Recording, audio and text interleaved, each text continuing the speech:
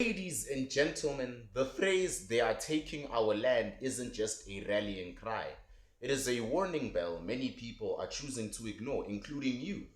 What's happening in South Africa right now with the Land Expropriation Act of 2024 is textbook communism dressed up in legal language. And the fact that we made Trump look dumb for calling it out doesn't change the fundamental reality.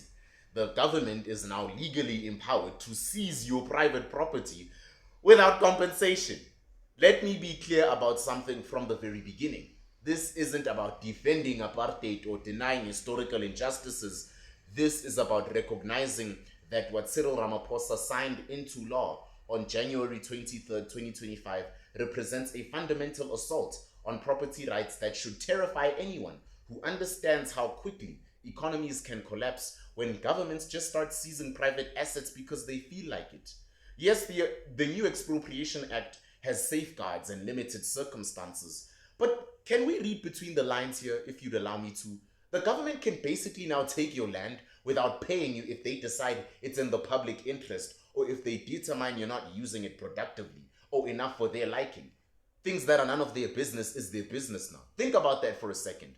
A government bureaucrat can now decide that your family farm, your investment property, or your business premises isn't being used efficiently enough, and they can simply just take it. No compensation, no appeal that matters. They don't even owe you an explanation. Just gone. The law says property can be expropriated without compensation when it's in the public interest. But who defines public interest? The same ANC government that's run most of our state-owned enterprises into the ground? The same leadership that turned Eskom into a national embarrassment and South African Airlines into a money pit? They are asking us to trust them with unlimited power to seize private property, the only thing we have left here, because they promise they'll use it responsibly. Are you kidding me? Is that how property rights work? That's not how functional economies work. And that's definitely not how you prevent the kind of economic catastrophe we've seen play out in Zimbabwe and Venezuela. This is literally page one of the Communist Handbook. Nationalize private property under the guise of social justice. Wink, wink. Every socialist revolution in history has started with land redistribution and property seizure. The Bolsheviks did it, Mao did it, Castro did it, Mugabe did it right next door to us. And every single time, the true believers insisted it was different this time. We're different. It was about correcting historical injustices. It was about fairness and equality. It was about empowering the oppressed masses. Hey.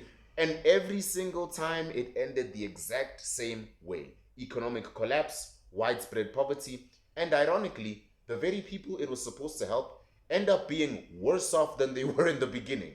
The ANC government is following this playbook to the letter, and they're counting on our guilt about apartheid to blind us into what they're actually doing, taking their land, our land, to be theirs. They're taking our land from us so that it can be theirs, under the guise of correcting historical injustices. Here's what really frustrates me about this whole situation. They've managed to frame anyone who opposes property seizure as somehow defending apartheid or white supremacy. It's brilliant propaganda, really. I'll give them that. That is brilliant propaganda. But opposing the government's right to seize private property without compensation isn't about race. It's about economics. It's about understanding that property rights are the foundation of any functional economy. And when you destroy that foundation, everything else collapses. Look at Zimbabwe. Robert Mugabe used the exact same justification, correcting colonial injustices, redistributing land to the oppressed majority, creating a more equitable society. And how did that work out again? Oh yeah, Zimbabwe went from being the breadbasket of Africa to a basket case where people are literally starving to death. And you want to guess who praised him? Cyril.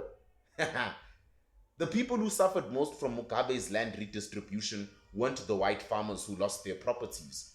It was the ordinary black Zimbabweans who were promised they would benefit, then ended up losing their jobs, their food security, and their economic opportunities when the agricultural sector collapsed.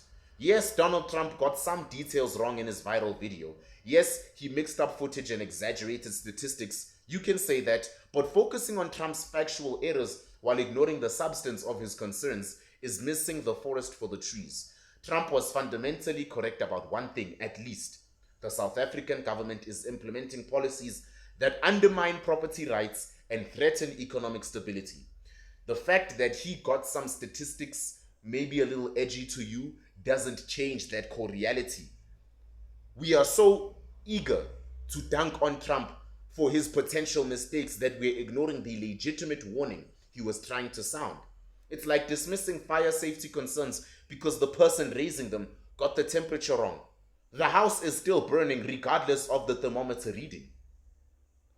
The statistics that debunked Trump showed 6 farm murders in the first quarter of 2025, with only one victim being white. Apparently, allegedly, but those statistics completely miss the point. This isn't just about farm murders. This is about the systematic erosion of property rights and the rule of law. I want to talk to you about what happens when governments start seizing your land, your private property, even with the best intentions you think they have. Investment dries up because why would anyone invest in agricultural development, property improvement, or business expansion when the government can literally take it away without compensation? All that money, poof! Banks stop lending against property too. If the government can just seize your land without paying for it, that land becomes worthless as collateral. That means farmers can't get loans for equipment improvements or expansion. Even agricultural productivity plummets.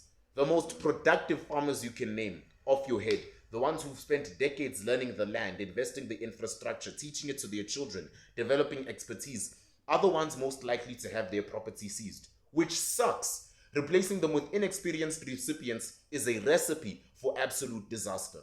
Food security as well will become a national crisis. When agricultural production collapses, food prices will skyrocket and imports will become necessary. A country that should be feeding Africa ends up dependent on food aid. Disgusting. Absolutely disgusting. We're not talking about theoretical economics here. I'm not bluffing. We're talking about the lived experience of our neighbors in Zimbabwe, the economic history of the Soviet Union, and the current reality in the country you and I know as Venezuela. The government keeps insisting that expropriation without compensation will only happen in limited circumstances.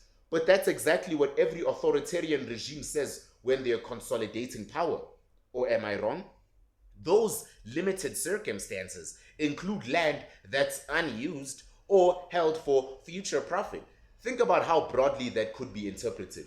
A farmer letting fields lie fallow as part of crop rotation, unused land held for future profit. A family holding onto ancestral land for sentimental reasons, oh, that's unused land held for future profit. The law also allows seizure of land acquired through criminal activity. But who determines what constitutes criminal activity? The same justice system that's already shown concerning levels of political interference in your life. These aren't safeguards. They are actual loopholes big enough to drive a tractor through. The most insidious part of this whole process is how it's been framed as a battle between racial groups when it's actually a battle between classes. The wealthy, politically connected elites who are pushing these policies will not be affected by them because they will be the ones deciding exactly which properties get seized and who receives them. Meanwhile, middle-class property owners of all races, the farmers, small business owners, and families who have worked for generations and generations to build something for their family, are the ones who will lose everything. Guys, this isn't about social justice. It's about consolidating power and wealth in the hands of the politically connected while destroying the property rights that allow ordinary people to build wealth and security. Can't you see? And here's what scares me about this whole situation the most. Once you cross the line from property purchase to property seizure, there is no going back. Once the government establishes the precedent that it can take private property without compensation, that power will be used again and again and again and again and again. Today it's unused agricultural land. Tomorrow it's underutilized commercial property. Next week it's residential properties in areas where the government wants to develop things. The Expropriation Act of 2024 isn't just a policy change, ladies and gentlemen. It is a fundamental transformation of South Africa's economic system from capitalism to socialism. And history shows us exactly where that road leads. We can laugh all we want at Trump's factual shortcomings. We can celebrate our superior fact-checking and mock Donald Trump's conspiracy theories because we're so smart, right? But while we're so busy feeling intellectually superior, our property rights are being systematically dismantled and our economy is being set up for the same collapse we have witnessed across the continent. The land isn't just being taken, good people. The entire foundation of our economic system is being torn down, one limited circumstance at a time. And that's not a conspiracy theory. That's the law.